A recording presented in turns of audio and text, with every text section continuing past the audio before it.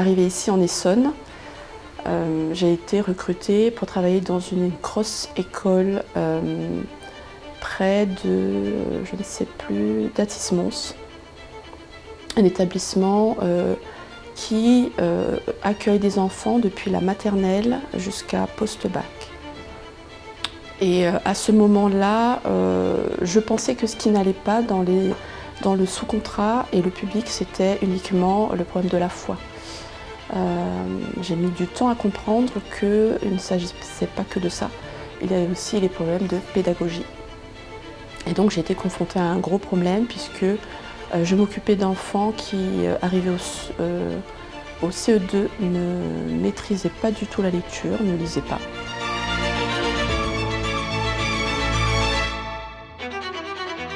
Avant de rejoindre Notre-Dame Auxiliatrice, Géraldine débute sa carrière dans l'enseignement sous contrat au sein d'écoles catholiques.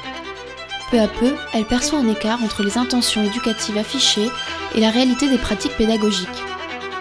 Ce décalage, tant sur le plan méthodologique que spirituel, l'amène à douter de sa place dans l'éducation. J'étais censée m'occuper d'eux pour les amener à la lecture en fin d'année. Et là, on me mettait des bâtons dans les roues. Donc, pas de méthode classique, pas de méthode qui fonctionne. Je devais veiller à leur amour-propre, à l'estime de soi, à leur bien-être, sans tenir compte du développement de l'intelligence.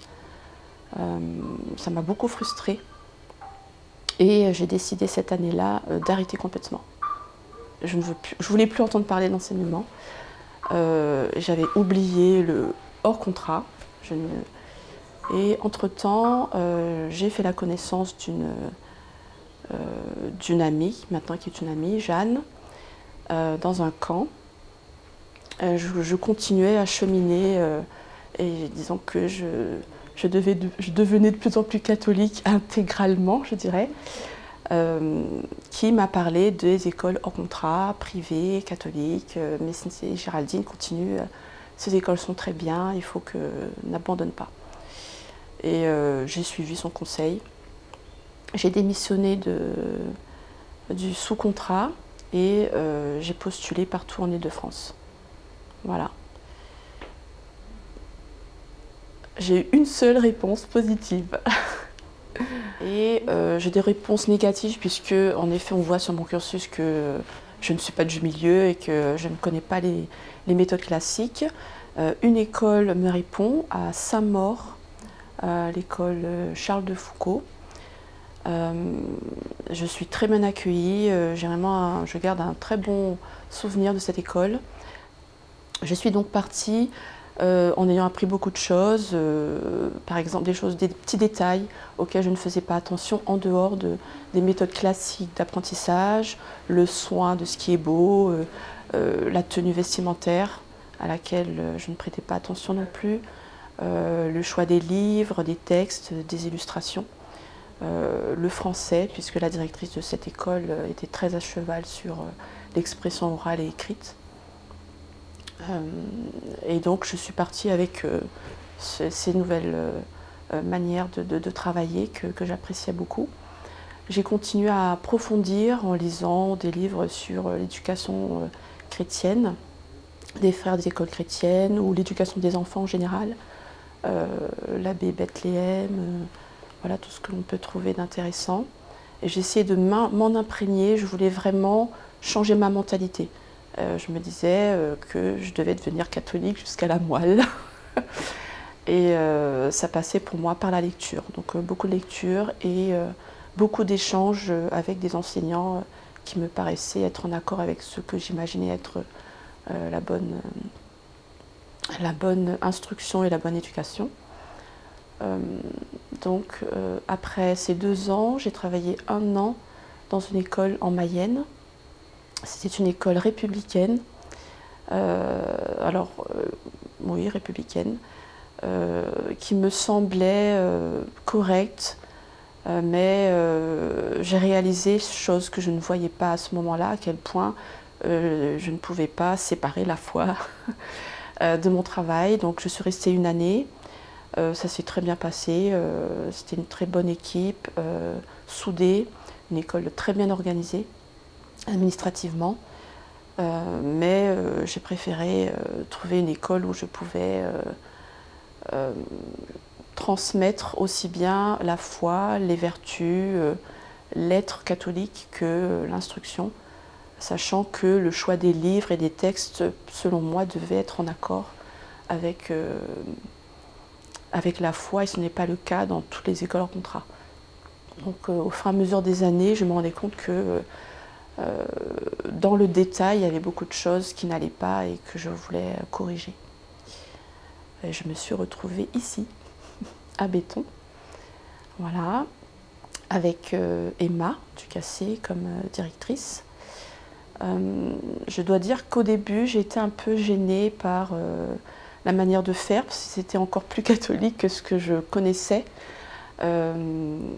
J'étais pas du tout habituée, par exemple, à l'ordre, la discipline, dans le sens où les enfants lèvent la main, sont respectueux.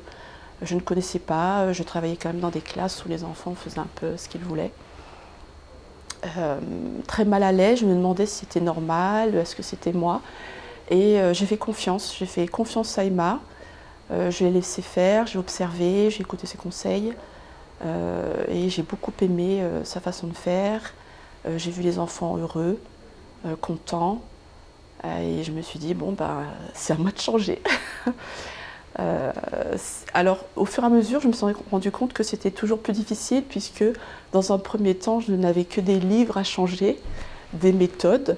Et après, en voyant Emma, je me disais, ah bon, ben, c'est moi qui dois faire un effort pour correspondre un peu plus à l'éducateur chrétien. Voilà, et donc j'ai beaucoup appris auprès d'elle et avec Madame Duvivier, que j'ai vue plus de loin, mais qui m'a quand même donné des conseils sur lesquels je m'appuie. Et voilà, je poursuis mon chemin.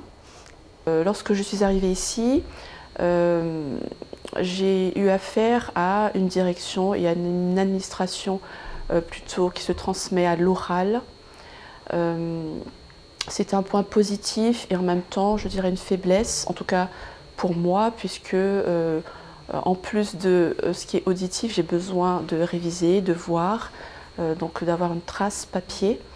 Et c'est ce que j'ai essayé de mettre en place dans l'école pour pouvoir laisser une école qui tient debout, quels que soient les enseignants et la direction.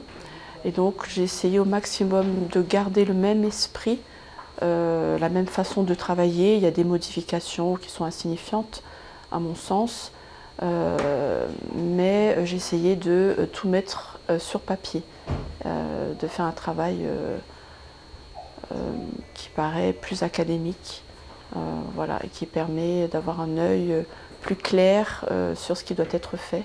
Alors l'approche de l'école en matière de pédagogie est très simple. Elle est adaptée aux enfants, à leur intelligence et leur façon de fonctionner. Donc dans tous les domaines, nous essayons de partir de ce qui est concret pour aller à l'abstrait. Partir de ce qui est simple pour aller à ce qui est complexe. Partir de ce qu'ils connaissent pour aller vers l'inconnu. Donc nous le pratiquons le plus souvent possible en utilisant tous les canaux d'apprentissage, la vue, l'ouïe, le toucher, les autres sens quand c'est possible, voilà. Donc c'est une méthode qui est classique, qui a été pratiquée, contrairement à ce que l'on peut penser depuis le XXe siècle, le début du XXe siècle, certainement avant, et qui consiste toujours à respecter l'enfant, la psychologie de l'enfant, l'âme de l'enfant, chose que l'Église catholique développait, étudiait déjà depuis un certain temps. Aujourd'hui, Géraldine, à la tête de Notre-Dame Auxiliatrice, met en œuvre une pédagogie exigeante et enracinée dans la foi et le bon sens éducatif. Dans le prochain épisode, nous donnerons la parole aux parents, premiers éducateurs de leurs enfants.